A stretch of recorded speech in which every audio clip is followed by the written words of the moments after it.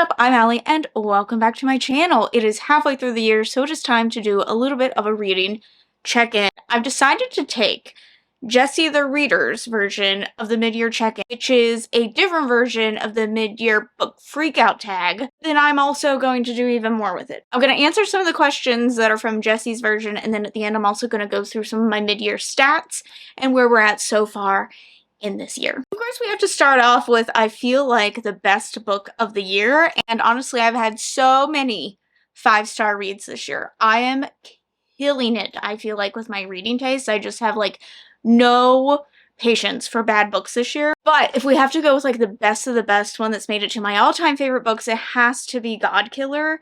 I've even done a video that was basically like a love letter to this book, and honestly, if the rest of these questions were like best plot, best characters, best cover, this would also be a love letter to God Killer about a woman who is searching to kill gods, but the whole kingdom has kind of outlawed gods, but the gods are still kind of like working in secret, but we follow her and she needs to get to like the main temple with like a group of unlikely allies in order to get there, find some of the remaining gods and whatnot for reasons. Anyway, I feel like I cannot even do this book justice. It's just so good. The atmosphere, the world building, the characters are just absolutely fabulous. It's written so beautifully well.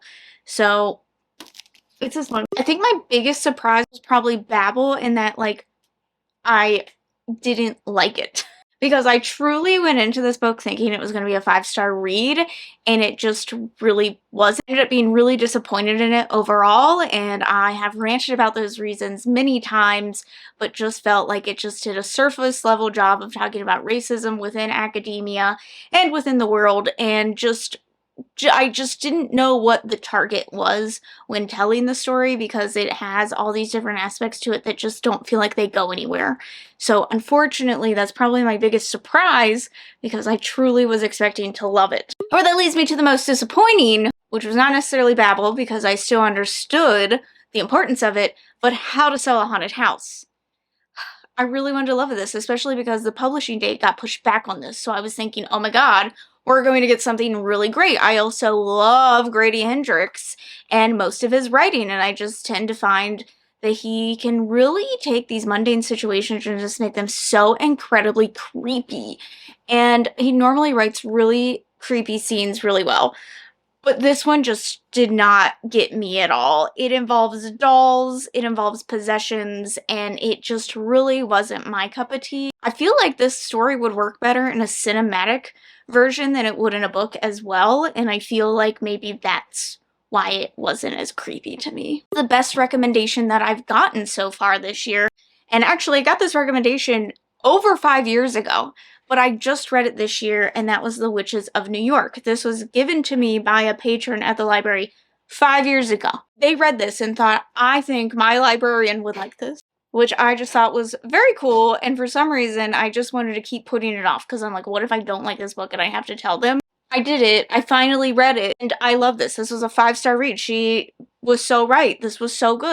This is about a group of women who are witches who run like a tea shop together, and there are these witch hunters within New York kind of hunting them down, but it also has like different paranormal aspects, but then they're also just like living their lives and like looking for friends and looking for love and doing those types of things.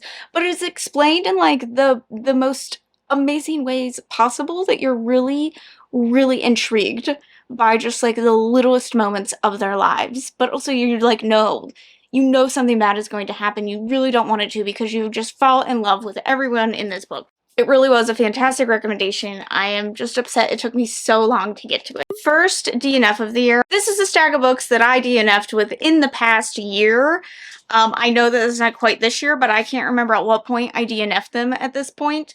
I do know that I did try to read A Veil of Truth and Trickery for at least a year and a half before I finally decided to give up on this, and I had made it nearly to the end.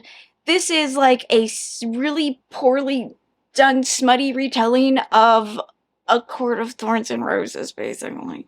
This isn't for me. I really want to be a smutty girl. I do.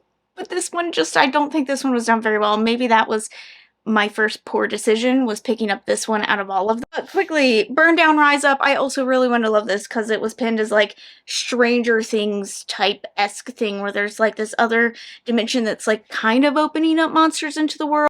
So it was really trying to do a lot, but I honestly think it was doing just a little bit too much. So it felt like we were getting info dumped things in random places that I feel like either could have been dispersed a little better.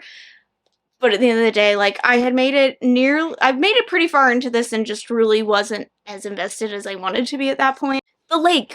I don't even remember what this is about anymore. The something that happened years ago comes back to haunt them. I made it also pretty far in this and just didn't care. And Honey Girl.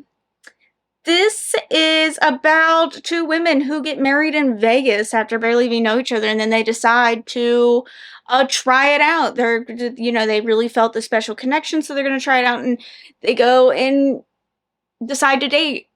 It was so boring. So incredibly boring. Talk about a new release and your thoughts on the new release, and it's going to be Fourth Wing. I read this because I was getting FOMO. Everyone was talking about Fourth Wing, and I was like, well, I'm intrigued. I also want to know what it's about. I like romantasy. Let me see what it's about. And honestly, I went into this thinking it's not going to live up to the hype. I'm probably not really going to enjoy it. This book is so fucking fun. It's about this girl, her mother is forcing her to go into the Riders Quadrant, which is where they have to basically learn how to ride on dragons and fight in the army. And she was not meant for that life, but that's what she's going to do. She's going to survive. And of course, her like long time family enemy is also in there because all of the like Capital's enemies' children were forced to be in there, so like they're supposed to hate each other, right? But like we know the tension is unreal. I fully went into this thinking it's gonna be cheesy, it's gonna be dumb, but like the writing of it felt very nostalgic to like Hunger Games at the beginning, eating it up. Like we're getting to see the world and you're learning more about her, and obviously she's very anxious and unsure, but my god, is she going to power through it? And of course we have this like budding love interest and whatnot, but I also thought the action scenes were so well described in this, in the world, and there's little things that I didn't pick up on until the end, and I was like, oh my, I didn't even notice because I didn't realize I was supposed to be like noticing all these little things sewn throughout the story. So honestly, I ate it up. It's a really good time. New releases from the first half of the year that I still need to read: Our Share of Night and also episode 13. These are ones that I wanted to get to and just haven't gotten to yet, but hopefully I will soon. And then for the second half of the year, I really feel like I fall off with new releases for the second half of the year because there's so much excitement at the beginning of the year, but we don't know for the next half of the year. And then I'm like so bombarded with the things from the first half of the year that I forget to like look at the ones for the next half of the year, which is why I end up reading a lot of like fall releases into the next year. One I'm most excited about is These Hollowed Halls, which is a short story collection all about dark academia, and ML Rio, who is my god, has a story in it. And I cannot wait. Beautiful book that you've added to your collection this year. Godkiller, first of all, Godkiller. Stunning. This was a cover buy, and I bought it at the same time as Clemestra. I'm probably mispronouncing this, but this is a very gold, shiny, and also sprayed edges book, and I bought these clearly. I was under some spell at the time of the cover buys, since I bought these at the same time. Gorgeous, gorgeous books. A book that embodies the vibe of like my year. And the original question says like the vibe of my reading year, but I think I'm going to just do the vibe of like my whole life this year. And that is A Psalm for the Wild Built. I absolutely love these. It's a duology. They're novellas. They're very short, and they are absolutely fantastic about a monk meeting up with a robot and exploring the world. And it is a story about finding yourself. It's a story about like reconnecting with yourself, about finding community and family. It is about seeking what you love, but also like taking a rest and learning how to listen to yourself and what your needs are, leaving things behind that maybe aren't helping you or benefiting you or feel right in your life. It's raw and emotional, but it's also silly at times, which I feel like is my life, mostly. Finding our way in the world, which is where I feel like I'm a little bit at in my life right now, but also in my reading, because last year it was just really, I feel like, in a really big slump of reading. I didn't really know what I was doing. I was trying new genres and finding new things. And then this year I've just been loving so many things and really refinding and reconnecting with stories.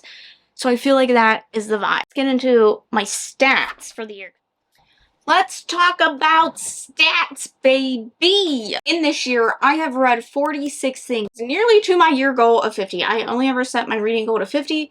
It's very doable, and it feels good. So of that, I have read 7,291 pages and listened to 203.5 hours in audiobooks, which feels really great, really great. So some of the questions were like, what is your most read genre?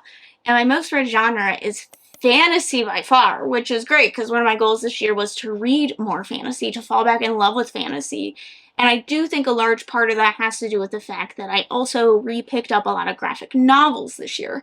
And a lot of those have been fantasy. It's not necessarily that the novels I'm reading are really heavily fantasy based, although I have been reading a lot more of that. It's, I think, also the inclusion of graphic novels. And then my format most read, I have to split this a little bit. I track the format and like the source of my reading a little bit differently. So of format, I've read mostly novels, which is to be expected, and then I've read at least 10 graphic novels within the year as well. As for the source of that material, the majority of it, weirdly, was physical books. And I would tell you, normally audiobooks dominate for me. Audiobooks are pretty much the only way I get any reading done, but I do think bringing on those graphic novels, again, has upped my physical because I enjoy reading more physical stuff within that. So they're pretty close. I do think audiobook will end up winning out at the end of the year, but I guess we'll just have to wait and see. But as of right now, physical is in the lead. And for ratings, I have given out 11 5-stars this year, 6 4.5, 5 4, and then everything else has been a 3 or a 3.5. I've had nothing lower than a 3 because I am not wasting my time on books that just do not interest me. I'm not doing it. I'm sure I'll get some duds at some point in the year, forcing myself through something, but I'm not doing it. I guess the last thing I'll just talk about is, have my reading taste changed? And I feel like as readers, we are always going to be evolving to different tastes. And I feel like it has to do with like life circumstances and trying new things, but also like genre burnout, I feel like, is very real.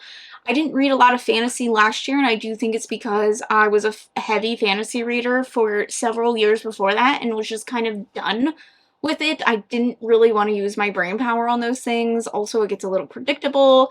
Same with mystery thrillers. 2 years ago, I went through a really big mystery thriller phase and just kind of fell out of that. And I've been getting more back into them. So I do think my tastes are constantly going to be evolving. I'm also a mood reader, so that's a whole different thing. But I'm re-falling in with things that I loved a few years back. And the things that I loved like the past 2 years, I'm not reading as much of because I'm re-falling in love with those things that I loved before. So I don't think my reading tastes have changed. They're just kind of like cycling through as they normally do. Horror, of course, has been trending for me for the past 2 years in the genres that I like, and I have been looking for more and more of that. So I guess if anything has changed, it's just that I've added a new genre to the roster. And that's pretty much it. Those are that's the check-in that we have for this year. And hopefully we'll be back in another 6 months to see how the year has rounded out overall. I'll see you then. Bye!